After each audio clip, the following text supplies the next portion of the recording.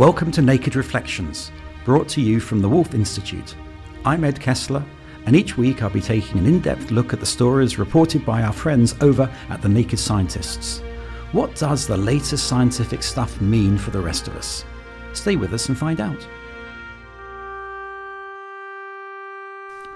Hello and welcome to Naked Reflections. When the United Nations announced that by their estimate, the world population passed the 8 billion mark in November 2022, their tone was not exactly celebratory. Are there too many of us? Many scientists and conservationists believe so, and that we are endangering other species and impoverishing our planet. And world population is predicted to continue to grow, peaking at just over 10 billion in the 2080s, for those young listeners who will still be there.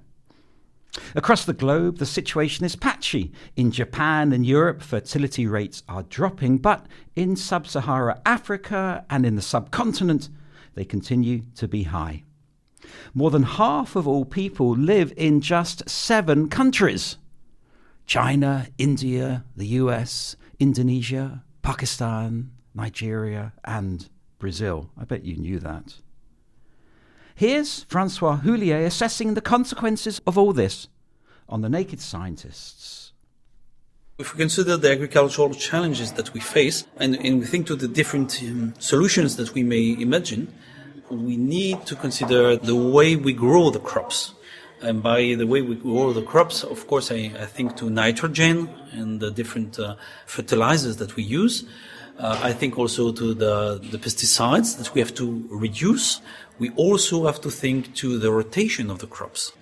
We will need to combine different approaches, different disciplines, different techniques. That was Francois Houllier on the bizarrely titled Naked Scientist show, Do Metal Spinal Implants Lure Lighting?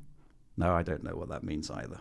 There's been no shortage of comment from scientists and population growth modelers since the UN announcement, and we didn't want to step on the toes of our friends at the Naked Scientists, so we're taking a longer, broader view of human population, the past and the future. 8 billion and counting is our title this week, and we only have one guest. But what a guest it is. Dr. Abdallah Rothman is principal of the Cambridge Muslim College and a deep thinker about the nature of the human soul. He holds an MA in psychology from Antioch University. Sounds like a very ancient university, Abdullah. And a PhD in psychology from the more recent Kingston University in London. So, Abdullah, your focus is on finding Islamic paradigms for concepts like the soul or psychotherapy. How would you apply this principle to the question of population control? It's an interesting take. I think my perspective would be quite unusual in the sense that what I'm looking at when we're talking about the soul and psychotherapy is understanding the human soul in terms of what is the nature of the human being. So these bigger, larger, big questions, existential questions of why are we here? Who are we? What are we supposed to be doing? And then psychotherapy is really understanding how do we relate to this predicament in terms of what is our role in changing ourselves. Within the paradigm of understanding this framework of accepting God in the picture, that God created the human being, God created the world, and then what is our role within that paradigm.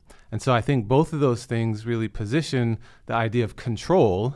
Where is our relationship to what we have control over and what we don't have control over? And that our relative relationship to that is really determinant in our sense of balance and health and wholeness and well-being that is then in relationship to this nature that we have as human beings. And so the idea is that when we're in balance with that nature, then we're in balance internally. And when we're out of balance, then we are out of balance internally. It seems, though, that we're out of balance in terms of population control, right? I mean, I get what you're saying, and you provided the foundation and the context of what we're talking about and where you're coming from. But how do we relate that to this question of population control? Well, it's interesting because you just look at the term population control. And so it begs the question, who's in control of the population? Is it our job to control the outcome of how many people there are on the world? Or do we look at it in terms of the people who already exist, the population, how are they controlling themselves? So your concern is a little bit over humans taking control over and against what the Almighty or what God may want. But at the same time, as a man of faith, God's given you control over who you are, over your body, over the way you live your life. So surely there's some responsibility there to apply to this question. And so what it comes down to is understanding, where do we put our focus in terms of our locus of control, right? So if we focus on the external outcome of something, then we are outside of our locus of control. You or I or any human being can't control how many people wind up on the planet, but what we can control, what is in our locus of control, is what we as individuals do to impact that outcome. Fair enough, but of course, we're one of now 8 billion. So surely our message, our leadership, particularly yourself as a Muslim community leader and leader of the Cambridge Muslim College, you have a sort of extra important role because people are looking to you at how you're living your life and how many children you may have. So I have 3. So do I. But is that not relevant? Not true. Yeah, it's absolutely relevant. And so what it really comes down to is each individual taking responsibility for themselves is what we're here on this planet and in this life to do. Whether the world ends in disaster or whether it's overpopulated, God doesn't need us to take care of his creation. God needs us to take care of our part in the responsibility, right? And so it's this age-old conversation or discussion of destiny and free will. And really, the only way to understand that is to embrace paradox, that there is, from an Islamic perspective, God is in control of everything. At the same time, in that same reality, God is asking us to control what we have control over, which is in the state of our heart, essentially. And so that then means if I'm raising a family, I have to take responsibility for myself. And so I have to think through what makes sense for me to do that I'm going to be able to manage and have control over. I get that. I want to push you a little bit harder on that because it's not just you as one of 8 billion, right? You have a slightly different position. So therefore people are looking to you. It's not just about you. It's about how you model your way of life, how you live as a Muslim, how you practice. You may give classes. You do. You may be teaching future Muslim leaders. You do. You may lead services and Jummah and prayers and sermons at the mosque. It's more than just that individual. It's the message, right? No. Well, what I mean is in those classes, in that teaching, it's teaching people to learn to take responsibility for themselves, right? So it's understanding that we as human beings and as Muslims, we have the responsibility to change what is within ourselves and not to busy ourselves with worrying about what happens in the outcome, but to really take responsibility. And so if we look at the Islamic tradition, and what I mean by that is looking at the model of the Prophet Muhammad as the model of how we understand the Islamic tradition. And there's so many behaviors and ways of living that are completely different than the way the contemporary man lives, contemporary people live, in terms of it was a much more localized way of living. There was a much bigger connection to the earth. For instance, the Prophet was known not to eat meat every day. He ate meat infrequently. He fasted very often, and sometimes that was about not having access to food. That's because they're living in accordance with nature. They're living in accordance with the seasons, right? And so the lifestyle that is what we would say a fitri lifestyle, something that's in tune with our nature and the natural world, is one that has less impact on the earth. It is aligning with natural ways and natural rhythms so that you are living healthier. We're known to be, as Muslims, that human beings are khalifatullah, or we're stewards of the earth. But that doesn't mean that God needs us to take care of his creation, that us being in a station of stewardship is what we need to heal ourselves while we're here in this world. So you're very much starting from the self. Yes. How you live your personal life. The stewardship of the world is dependent upon everybody, and I have my own contribution to make to that, and I hear that. But I want to go in a slightly different direction, see if we can tease out your views on certain things. So let's take that issue of birth control, because it's a thorny one, isn't it, in the faith communities, particularly in traditional Judaism, in the Roman Catholic Church. It's very problematic to implement birth control. How do you judge the moral or philosophical questions around birth control in light of the fact that we reached 8 billion, in light of the fact that world population may go up to 10 billion and it's not sustainable? You have 3 kids, I have 3 kids, okay? But what about those families in both our traditions, you as a Muslim, myself as a Jew, who have very large families, 10, 11, 12? Surely, there's some argument for actually using birth control. I don't want to disappoint you by constantly bringing it back to the individual responsibility, but when it comes down to it, when we look at the use of contraception, there's birth control you can talk about before conception and after conception. So when it's before conception, then we're talking about what we have in our control, right? So we can keep ourselves from having more children. And so in Islam, the majority of scholars are in favor of or supportive of, or it's allowed, it's permissible to implement family planning.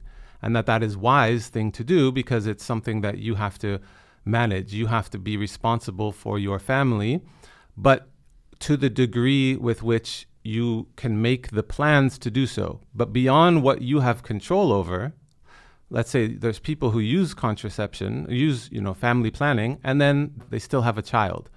And at that point, from conception, it's recognizing, well, that's no longer in the realm of our control, because God has ordained that this human life come into being. It's the definition of the beginning of human life, isn't it? Right. So as far as mainstream Islamic teaching is concerned, human life begins at conception. And you're saying, just to clarify, that pre that period, that birth control is valid and okay, and actually is more than acceptable, but that once there has been conception, then that's no longer permissible.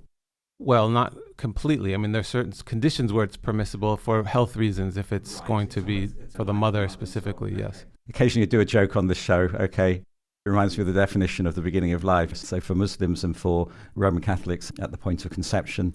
For other traditions, it may be after a certain period of time, or it may be nearer birth. And for Jews, it's when the kids leave home. Sorry, I couldn't help that.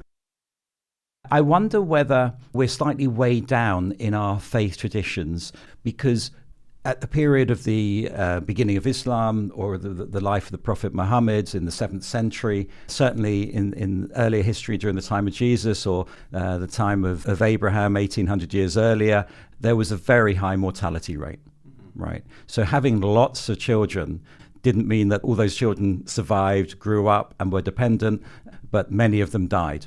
So you may have large numbers, but that's not the case today.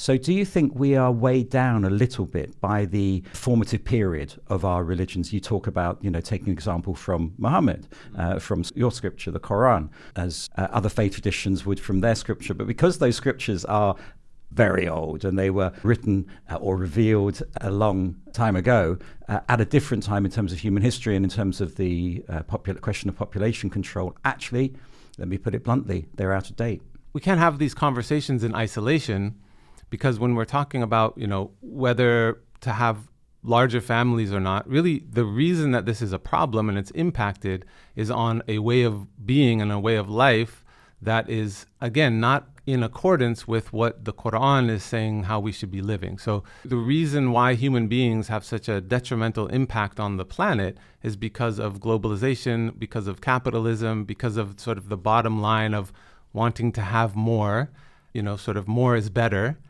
and not living in this humble way of life. And so certainly there are Muslims who are following the Islamic tradition, and they're caught up in the contemporary way of being, and they're caught up in this globalized world, and so they're a part of this globalized system. I think what is most important that we look at is changing the way that we make choices in life that are impacting less on the world. So that may be, yes, choosing to have less children, But that's not the only thing that we need to be looking at is how we raise those children to be stewards of the earth rather than, exploiters of the earth. But underlying that is realizing that if a child comes into being, the recognition is that not only did God allow for that to happen and not make a mistake in that happening, but that God is the one who will provide for the child, not the parents or the capitalist system, and that all of these things are running in a trajectory in the way that they're supposed to be going, even if the end is disaster for the world, that's also accepted as the plan. Such an interesting question, isn't it? Because it raises the issue of theodicy, of why bad things happen. So there's a tradition in the Islamic tradition that in the last day of the world is ending and everything's falling down and crumbling, right? And you're planting a tree, you should continue planting the tree. So much of what you say, Abdullah, we've said this before, haven't we, when we've been talking on other occasions, replicates what other traditions, particularly Judaism, because there's this sort of very close theological relationship between Islam and Judaism, but also with Christianity, the concept of stewarding the world. For sure. Tikkun olam. Very good. Tikkun olam. Yeah, healing the world. We have a man who knows his Judaism here, listeners. Let's take a break. This is Naked Reflections with me, Ed Kessler, and my guest, Abdullah Rothman. We're discussing the world population, and as I said at the top of the show, the conditions brought about by overpopulation vary widely across the world. Here's Tim Benton speaking on the Naked Scientist show, Insects for Dinner. Food security roughly means having access to sufficient, safe and nutritious food for a healthy life. And clearly, when this term is used, most people think about the 800 million people or thereabouts who suffer chronic daily hunger. But it's also important to the poorest in all societies. So, for example, in the developed world, the poorest often have access to lots of cheap calories in terms of fat and sugar, but very poor nutrition. And that leads to an association between poverty and obesity and other diseases like diabetes. So food security is not just about starving people in Africa, it is about health, nutrition and well-being and all of the things that flow from those. I don't know many Muslims who fast twice a week. And you've done that for a long time, I assume. So you don't eat anything in the daylight hours? That's right. No water, no food. And here you are on our program. We are very grateful to you. And here are my listeners drinking my coffee and water. Poor old Abdullah. I'm not going to drink any more right now. No. Please feel free. I want to go back to the fact that we're endangering the planet. I want to push you a bit harder. Because I don't really buy the argument that it's just the individual. I mean, I do in principle, but sometimes I feel that's a bit of a get out. Do you know what I mean? I think the focus, though, would be less on the end point determining that that's problematic and that therefore we're doing it because it's bad, and more the focus being on having the Muslim community. So you're on that pulpit and you're giving the talk and you're telling them we need to take responsibility for ourselves. We need to be connected to the planet. We need to recognize that you can't just go on autopilot and follow this way of living where he who dies with the most toys wins. We have to be more conscientious and we have to be more take self-responsibility and look at all these things with intelligence. And one of those things could be reducing the amount of children that you have, but it wouldn't be if you have children, it's going to be a problem, because the point is looking at the larger picture, right? We keep skipping over the things that are creating the problem and just jumping to, well, this is a problem that we need to solve, so let's try to work backwards and just solve it. But meanwhile, we want to continue keeping everything that we like in place because it keeps us safe. We like living the lifestyle that we live. We like exploiting the earth. We like 1% having more. And usually it's the poorer population that they're looking at and saying have less kids, right? But those families don't tend to be the ones moving forward this lifestyle that has such a negative impact on the world. But it's saying everybody needs that, and there's an implication of that. And one of the implications is having fewer children. I guess that's where I'm going.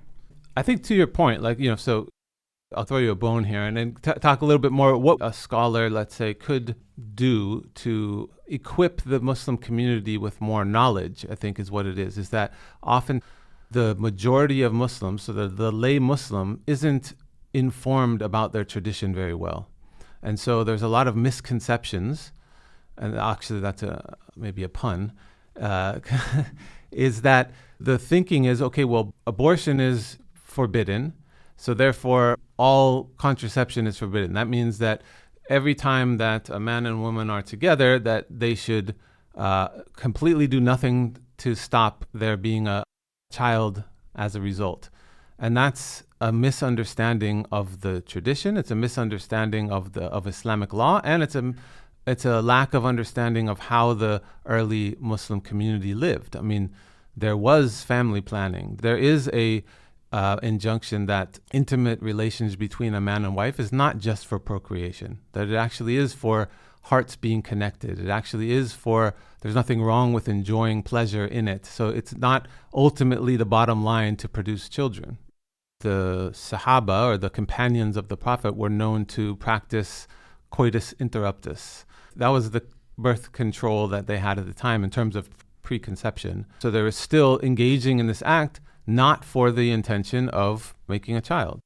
Right, so sex is for pleasure, and of course that's quite interesting in Islam. Again, likewise in Judaism, and not necessarily in Christianity. But where's the family planning? The thing that I like about it, because obviously self-control is what I keep bringing it back to, even the act, that form of contraception involves self-control. Right, so there is a consciousness that is impacted. So, okay, here I am engaging in this activity that has a spiritual benefit, it has a pleasure benefit, but it also has the potential consequence of creating a child.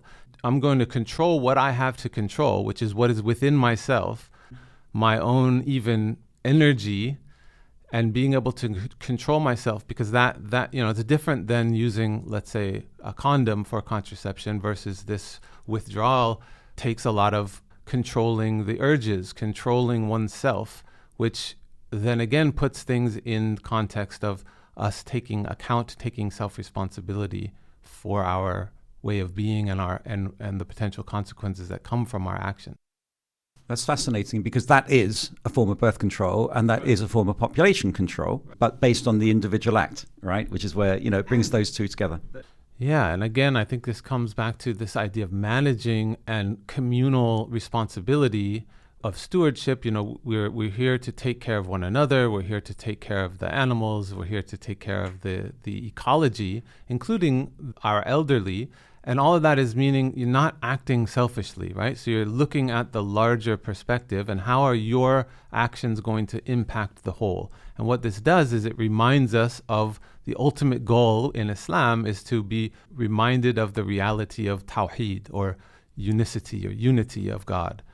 And so our experience is in individuality. Our experience is in separation. And so when we take our self-responsibility to then think outside of ourselves to take care of others, it is exactly what we're supposed to be here to do, to realize our condition and realize our position of being able to submit my potential for being self-led and self-directed and having free will to do so, and then choosing to go outside of my own self, think of others, which then puts me into this realization of the oneness of God.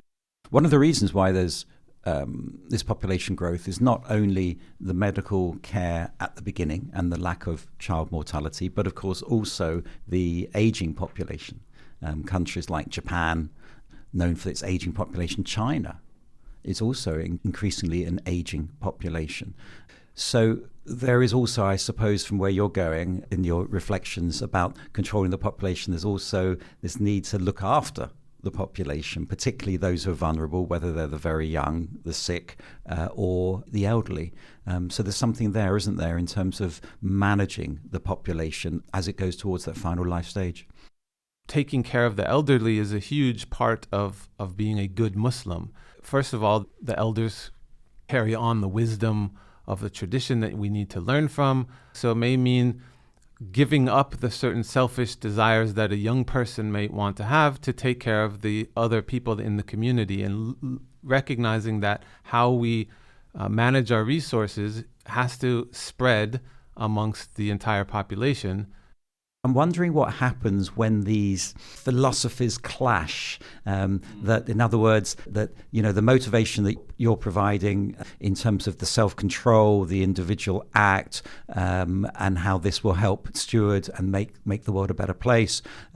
What happens when that goes up against those who, for equally strongly held views, think that they do need to have large families because, you know, maybe they're concerned about being surrounded by others who oppress them. You know, they need more people to protect them. I know some ultra-Orthodox families in Europe who want to have large families to make up the number that were lost during the Holocaust. You know, there could be these other motivators. And what happens when they clash?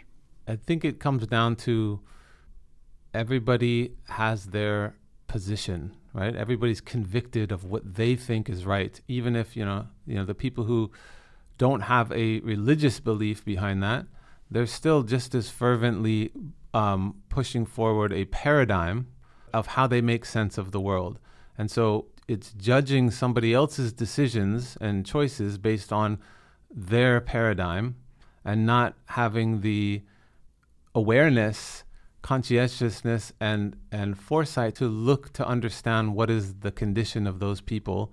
So we're only judging it based on the end point, right? We have determined that it's bad for people to have more children. From my paradigm, I've decided that that's bad. So therefore, you know, you just gave the example of why somebody would be in that position. And so we need to be able to have the mercy and compassion for one another to recognize that things may not be the way that we have determined them to be. There are many different experiences of what it means to be human that you can't possibly know how somebody got there and why they got there and all the conditions that are around it. And oftentimes the things that put that person in the position to be able to have the impetus to feel like they need to have a bigger family is the result of other things that are holding up this other person's paradigm. And in order to do that, you have to get outside of yourself. You know, the human being has a tendency to just think from their own perspective and their own separate experience of what it is to be human, and that deludes them into being able to see the bigger picture of reality. Seeing the bigger picture of reality seems a good place to end the show. Thanks to my guest, Abdallah Rothman. We don't expect an audience of 8 billion, but thank you for listening. You can find discussions about the environment, climate change, and much more in the Naked Reflections archive, and do check out other podcasts from the Wolf Institute or from our friends at the Naked Scientists. I'll be back next week with some more guests.